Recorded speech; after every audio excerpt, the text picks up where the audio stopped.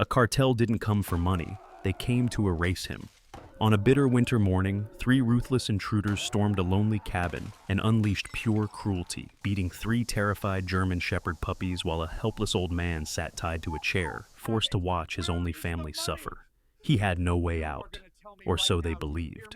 Miles away, a Navy SEAL on leave and his battle-tested K9 felt the tremor of fear cut through the wind, and without hesitation, they ran straight into the storm. What followed was an unforgettable clash of courage, instinct, and a miracle that can only be described as divine intervention.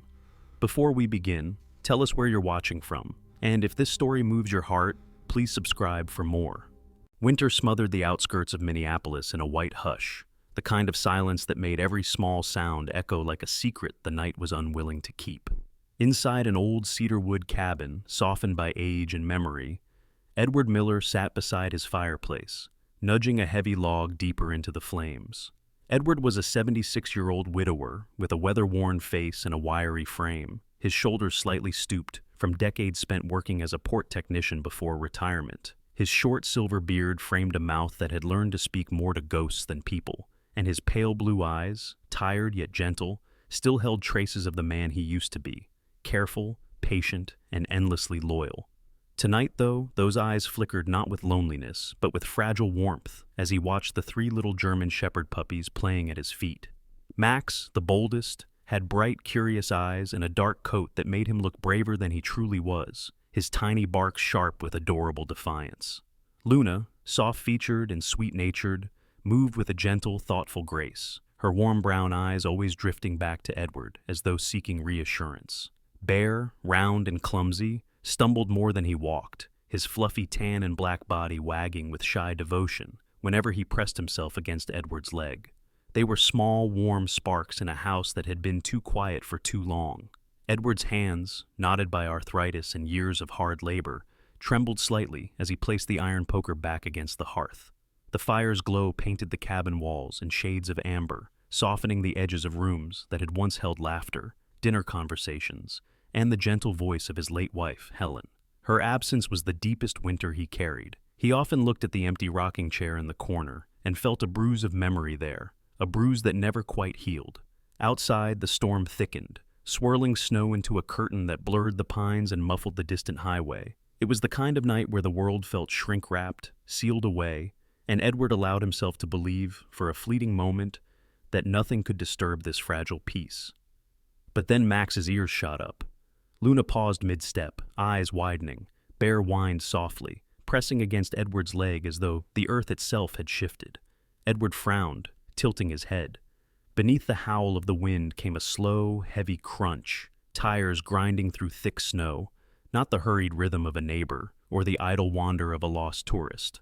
No one ever came out this far, especially not on a night when the cold cut straight through bone. His heart, usually steady but softened by age, thudded painfully. Instinct, a thing he hadn't relied on in years, crawled up the back of his neck. He shuffled toward the window, parting the frost-layered curtain with stiff fingers. Through the swirling whiteness, the dark shape appeared. A black SUV, sleek, heavy, wrong. Its headlights stabbed through the storm as it rolled to a stop directly before his porch. Three men climbed out. The first was tall and thin, with a long black coat that snapped in the wind. His face was sharp, angular, with sunken cheeks and calculating gray eyes that held no trace of warmth. His slicked-back black hair exposed a widow's peak that made him look even more predatory. Everything about him, the way he scanned the house, the unsettling calm in his movements, suggested a man who had long ago learned to do harm without remorse. The second man was broad-shouldered and thick-necked, with a shaved head and heavy jaw. His expression was flat, as if feelings were luxuries he'd discarded years ago. Deep lines carved through his forehead, and there was something mechanical in the way he moved, like a man who had punched his way through the too many problems to imagine any other method. The third was younger, lankier, his breath visible in short, nervous bursts. His brown hair stuck out from beneath a beanie, and his darting eyes gave him a jittery air, like he regretted being here but feared the alternative.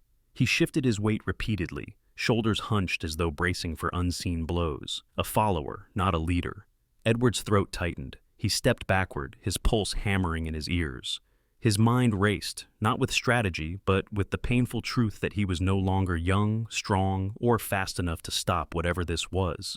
Max growled, Luna trembled, and Bear pressed so close that Edward could feel the pup's heart racing wildly against his ankle. He barely had time to move before the front door exploded inward, shattered by one swift kick from the broad man. Snow and splinters burst across the floor. Max lunged forward, barking ferociously in a burst of courage too big for his small body. Luna whimpered, but stood her ground. Bear tried to hide behind Edward but couldn't contain his frightened whines.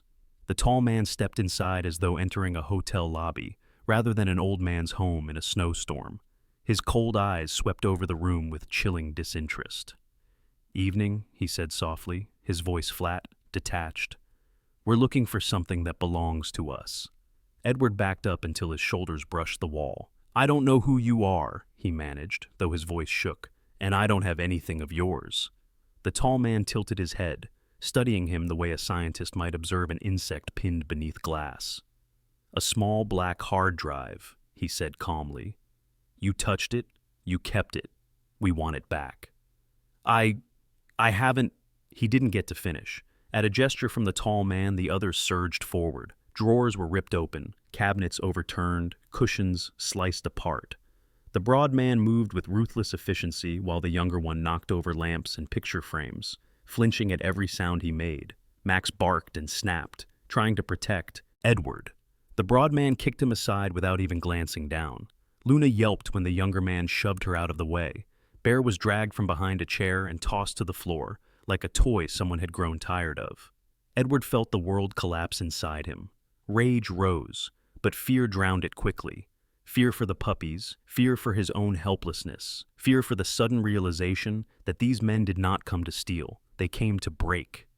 The tall man grabbed Edward by the shirt and slammed him against the wall. Up close, Edward could see tiny scars on the man's jawline, thin white lines like old razor cuts, evidence of a life spent in violent places. "Where is it?" he asked again. "I don't know," Edward gasped, terrified and honest.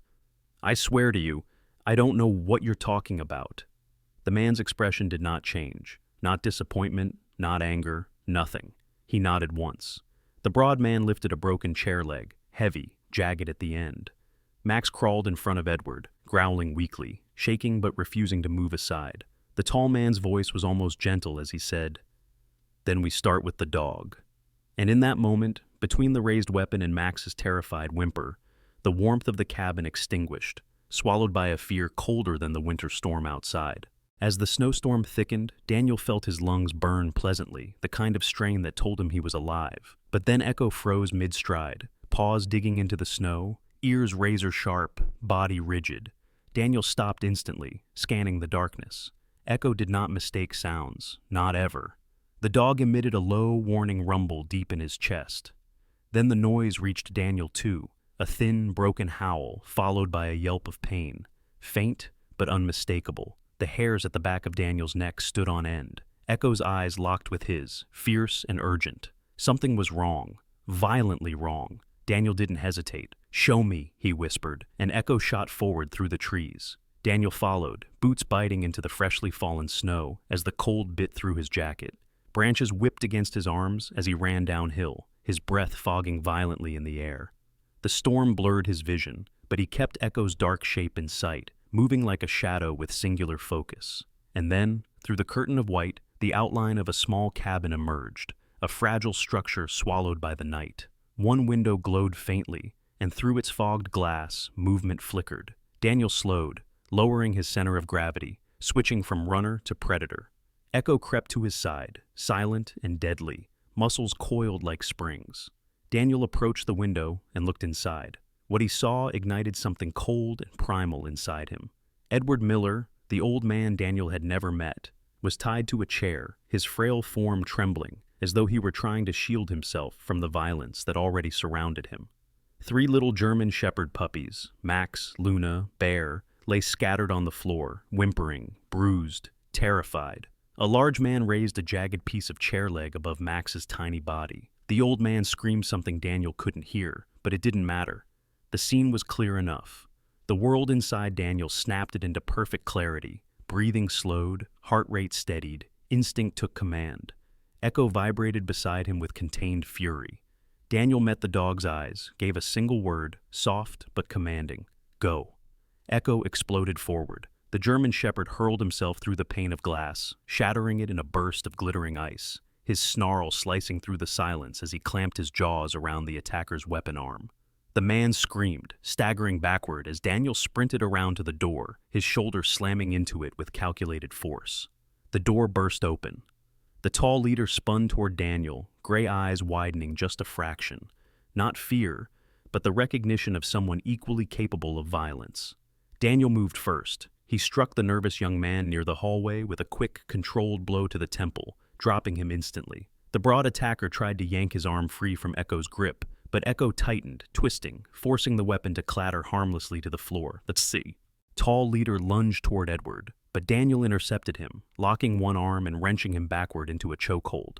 The man fought with surprising strength, but Daniel had fought stronger. He tightened his grip until the man's knees buckled, then lowered him to the ground without ceremony. The broad man managed to swing his free fist toward Daniel, but Echo released him at the perfect moment, pivoting to bite down on the attacker's calf, dropping him screaming to the floor. Daniel stepped over him, neutralizing him with two swift, precise strikes, one to the throat, one to the solar plexus. And just like that, the room fell quiet again. But not the peaceful quiet from earlier, the heavy quiet after violence, the air thick with fear and adrenaline. The only sound was Max's soft, pained whimper. Daniel scanned the room, assessing threats, injuries, exits.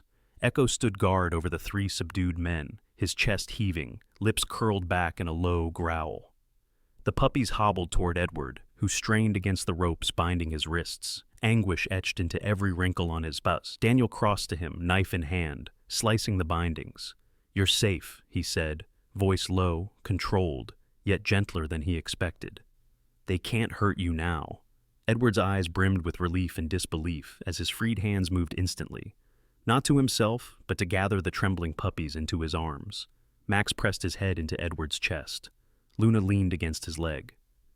Bear crawled beneath his coat, seeking warmth. Daniel felt something heavy loosen inside him, a long, dormant sense of purpose settling back into place. Echo stepped forward, sniffing each puppy carefully, his posture relaxing once he confirmed they were no longer in danger. Outside, the storm howled against the cabin walls, but inside, the violence had been cut short. The danger, though, was far from over.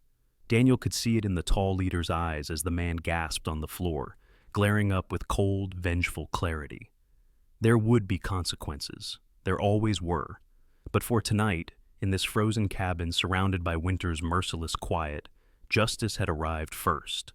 The drive into Minneapolis cut through a maze of plowed streets and towering buildings, whose windows reflected the winter storm like mirrors of fractured ice. Inside the unmarked SUV, the hum of the engine was steady, but Edward Miller felt none of its warmth. His hands rested on the three small German shepherd puppies curled in his lap, their fur still carrying the faint smell of fear and smoke from the cabin.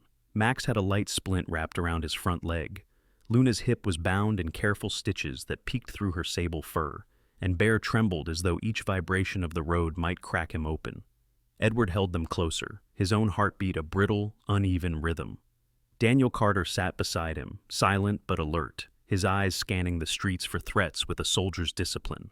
His broad shoulders filled the space, and his hands, resting on his knees, were steady despite the violence they had delivered just an hour before. The faint scar beneath his left cheekbone caught a flash of passing streetlight, sharpening the already angular lines of his face. He looked disturbed from the cold, hard, controlled, unyielding. But beneath it was something older, something tired that Edward recognized in the rare quiet moments of men who had lived through too much. Echo, the adult German shepherd canine, sat in the back with his head lifted, amber eyes vigilant, ears twitching at every sound outside. Echo's posture radiated authority. Even injured and frightened, the puppies seemed calmer when his gaze settled on them, as though recognizing something ancient and protective. The safe house appeared at last, a tall residential building with tinted glass windows and a lobby too clean, too quiet.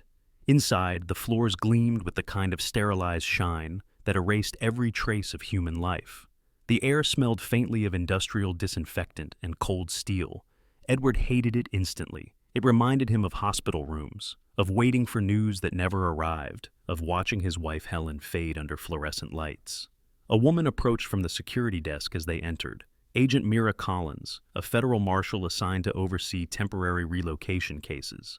Mira was in her early 40s, of medium height with a lean athletic build. Her black hair was pulled into a tight bun, revealing a strong jawline and sharp green eyes that studied people with a mix of empathy and calculation. Her skin was a warm olive tone, weathered slightly from years in the field. She moved with clipped efficiency, the kind of woman who had seen too much to waste time but still cared enough to try. A faint wedding band-shaped line remained on her finger. Absent ring, lingering grief. She greeted them with a voice that carried authority softened by fatigue. "Mr. Miller, we've prepared the unit for you. It's secure, no windows facing the street, reinforced doors, surveillance on every hallway." Edward nodded, though the words washed over him. He wasn't afraid of windows. He was afraid of memories. He was afraid of the world becoming loud again. The apartment itself on the 12th floor was spacious but hollow.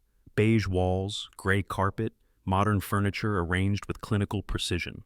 No photographs, no scent of cooked meals, no uneven scuffs on the baseboards. Nothing that suggested life had ever existed here. It felt like a holding cell with softer chairs. Edward stood in the center of the living room, puppies bundled against his chest, and felt his breath hitch. Everything inside him longed for the old cabin, cracked door and all. Daniel seemed to sense the collapse happening behind Edward's eyes. "It's temporary," he said quietly, "just until we figure out who sent those men." Edward nodded, though the words barely reached him.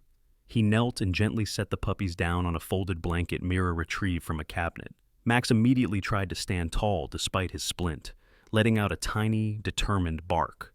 Luna curled softly around Bear, who shook uncontrollably, his wide, dark eyes flitting to every corner of the room. Edward stroked their heads, fighting the burning behind his eyes.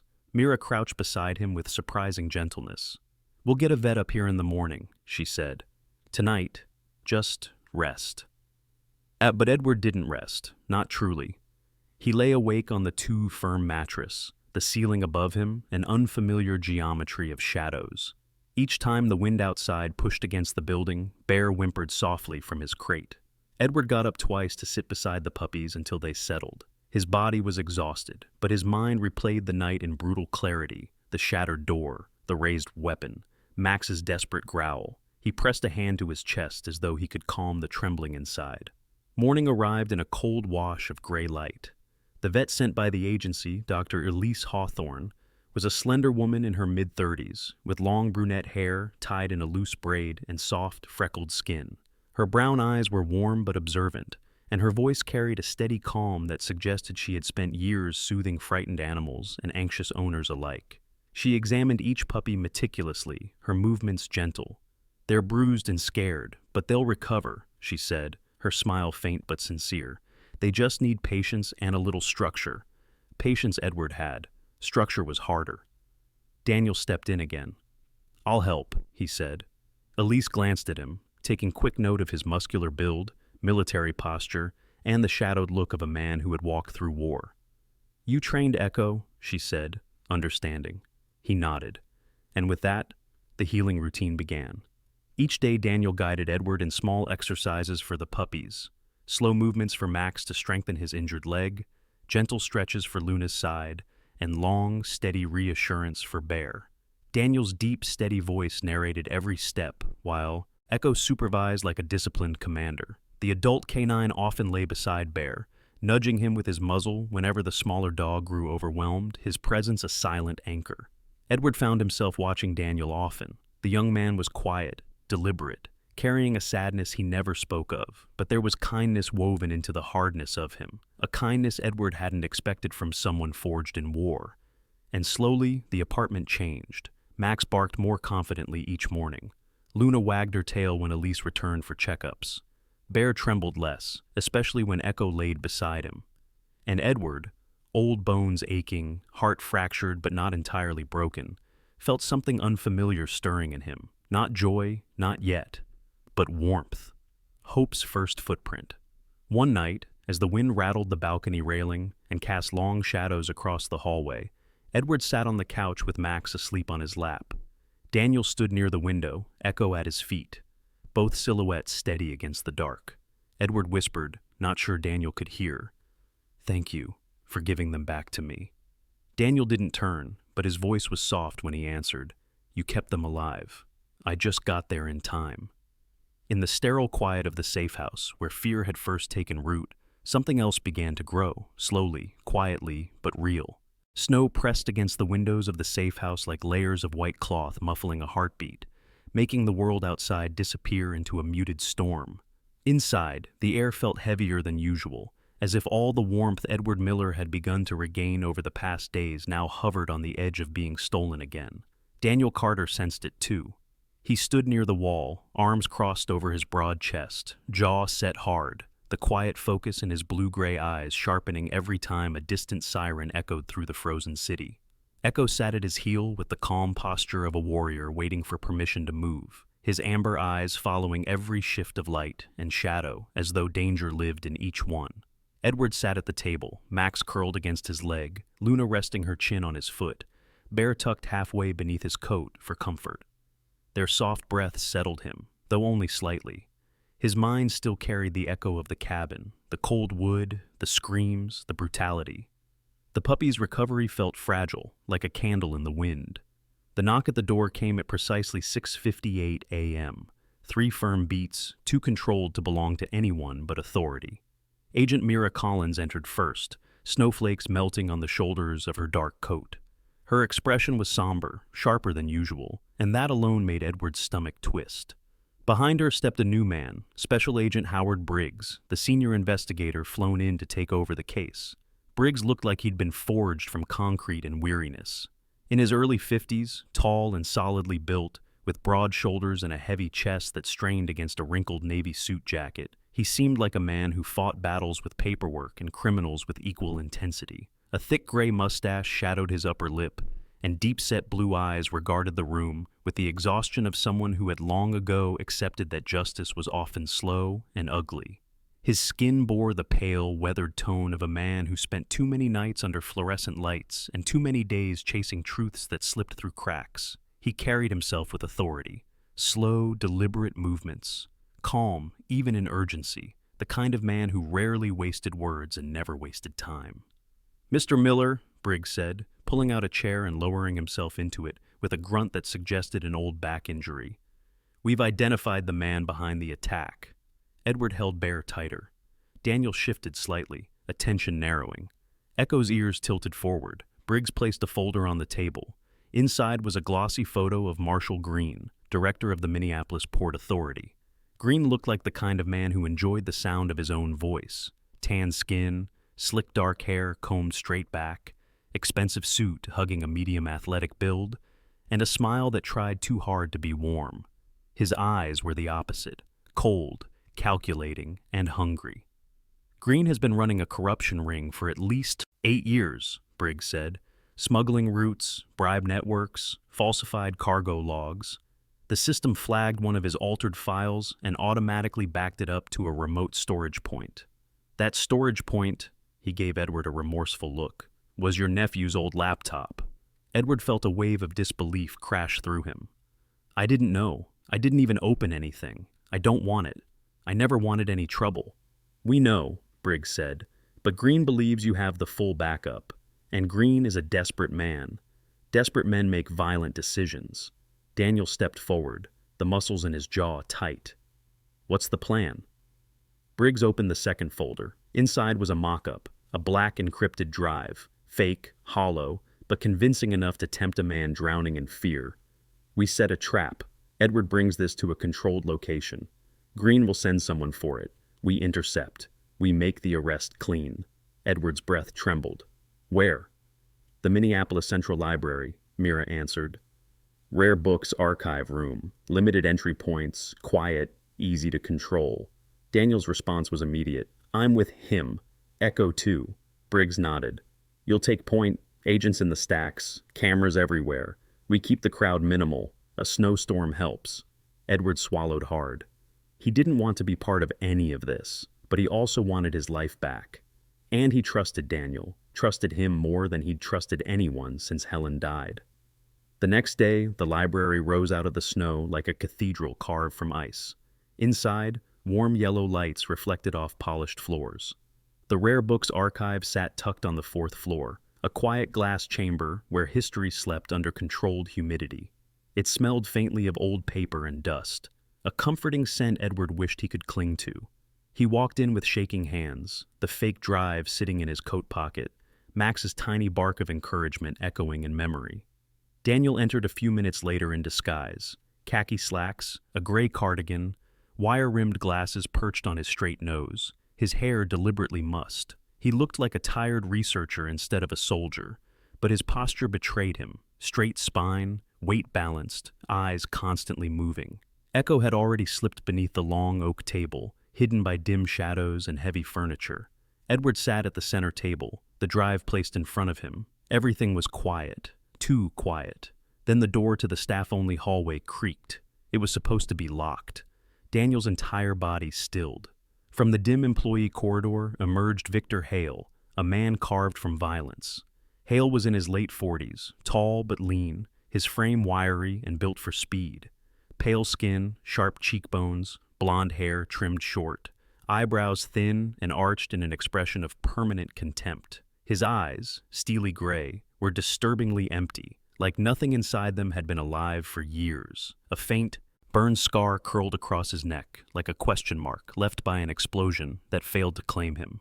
He moved with predatory ease, steps silent, breath steady. "So," Hale said calmly, "you're the old man causing all this trouble." Edward didn't have time to react.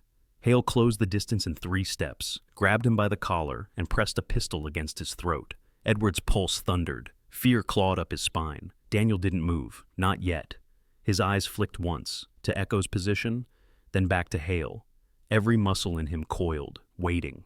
Mira and 2 agents watched from the outside, frantic but unable to enter without triggering a firefight. Hale tightened his grip on Edward, voice soft and cold. "Give me the drive, or this ends fast." Then Daniel gave the smallest sound, barely a click, barely a whisper, but Echo heard it.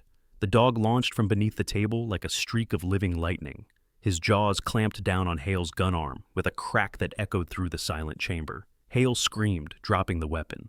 Daniel rushed forward, striking Hale across the jaw with calculated force, then slamming him to the ground. A knee to the ribs, a blow to the throat, and Hale lay stunned, wheezing. Echo stepped beside him, growling low, posture proud.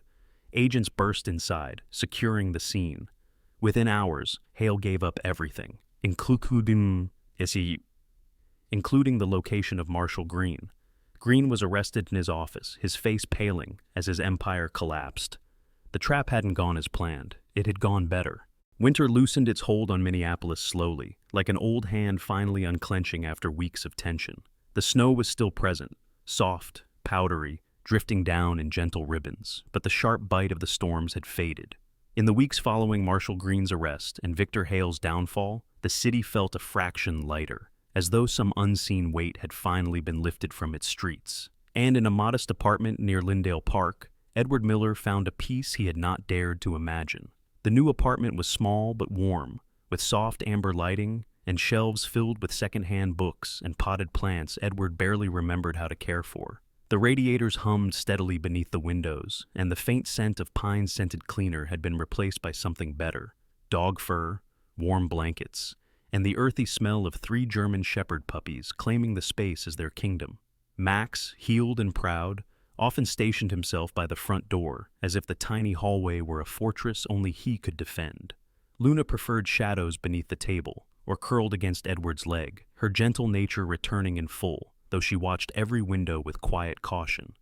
Bear had changed most of all, still shy, still easily startled when the wind screeched across the rooftop vents, but braver now, stepping out from behind Luna to nudge Edward's hand or trot after Max as though trying to imitate courage. Edward himself felt older, but lighter. For weeks he had moved through fear like wading through deep water, but now his steps carried an unexpected steadiness. Some nights he still jolted awake, heart racing, hearing echoes of splintering wood and raised weapons. But the puppies nudged against him, their warm bodies grounding him in ways that words never could. In the quiet mornings, he found himself humming again, stirring oatmeal on the stove while Max trotted circles and Luna yawned beside the heater. It was the kind of life Helen would have loved, and that thought no longer made his chest crack open. It warmed him. One soft-lit afternoon, a knock sounded on the door. 3 gentle taps, familiar in their restraint. Edward opened it to find Daniel Carter, dressed simply in a long, dark coat, gray sweater, and black boots still dusted with melting snow. His hair was shorter now, freshly trimmed for deployment, but the faint scar beneath his cheekbone remained, softened only by the warmth of the apartment's light. He looked steadier than during the days at the safe house, though the soldier's quiet gravity still clung to him like a second skin. Echo stood by his side, regal as ever, his sable coat thick against the cold, amber eyes alert yet softened at the sight of the puppies tumbling over each other in excitement. The 3 little shepherds erupted into joyous chaos, Max barking triumphantly, Luna wagging so hard she stumbled, Bear darting back and forth with excited squeaks. Echo lowered his head, greeting each in turn with patient nudges, allowing them to sniff at him as if he were returning royalty. Edward chuckled softly, a sound he hadn't heard from himself in years. "They didn't forget you," he said. Daniel gave a small smile, almost shy, a rare softness breaking through his usual guarded expression. "Echo either," he murmured, scratching his partner behind the ear. Inside the apartment, Daniel removed his coat, revealing a lean, muscular frame shaped by years of endurance and discipline. His sleeves rolled up slightly as he crouched to examine Max's posture, Luna's stitches, Bear's shoulders. He moved with the same deliberate precision he had shown during the rescue, but without the tension of danger pressing against him. "They're healing well," he said simply. Edward nodded, running his palm over Luna's back. "Thanks to you," he replied. Daniel didn't answer immediately. Men like him rarely stepped into the light of praise. But Echo pressed closer to him, and Daniel placed a steady hand on the dog's head, as if grounding his own emotions through the creature that had walked through fire with him. They spent nearly an hour together, Daniel kneeling on the floor, letting Luna place her head in his lap, Max demonstrating his regained agility by jumping over Echo's tail, and Bear sitting timidly between Daniel's boots as though absorbing bravery through proximity. Edward brewed tea, the scent of chamomile drifting through the small kitchen, filling the apartment with a sense of home that neither man commented on, but both felt deeply. Eventually, Daniel stood. He reached for his coat, moving with the calm decisiveness of someone accustomed to departures. "My leave ends tomorrow," he said quietly. Edward's chest tightened, not in fear, but in the bittersweet way people feel when they know something good is returning to the larger world. "Thank you for coming," Edward said, "for everything." Daniel paused, meeting his eyes. "You saved them," he said. "I just helped finish the fight." Echo approached the door, waiting. The puppies gathered too, Max sitting tall, Luna leaning softly against Edward's leg, Bear peeking from behind his brothers with wide eyes. Daniel pulled his coat on and opened the door. A gentle snowfall drifted through the hallway light, flakes melting instantly on the floor. He stepped into the cold, Echo moving beside him with the silent confidence of a seasoned guardian. Edward remained at the threshold, hand resting on Luna's head. Just as Daniel reached the stairwell, he slowed, turned, and gave a small, sharp nod. It was not a goodbye. It was an acknowledgement, a promise without words, a quiet thank you between men who had survived something together. Edward watched as Daniel and Echo descended into the snowy evening, silhouettes fading into white, and for the first time in a long while, he felt safe. Not because danger was gone, but because he had known courage when he most needed it. The puppies pressed close around him, warm and alive. Edward closed the door softly, whispered to the empty hallway beyond it, "Come back safe, son."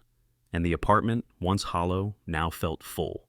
When the snow finally settles and the world grows quiet again, Edward's story reminds us that miracles rarely arrive with trumpets or shining wings. They often come in the form of ordinary people moved by extraordinary courage, in the loyalty of animals who sense danger before we do, and in the unseen protection that God places along our path exactly when we need it most.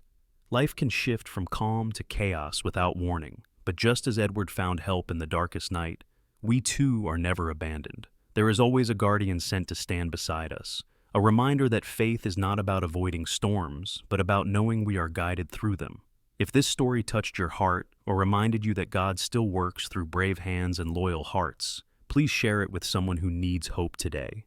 Leave a comment about the protector or blessing you've encountered in your own life, and subscribe to the channel so more people can receive a story of courage, kindness, and grace. May God bless you, watch over your family, and place His angels, both human and canine, on your path exactly when you need them most.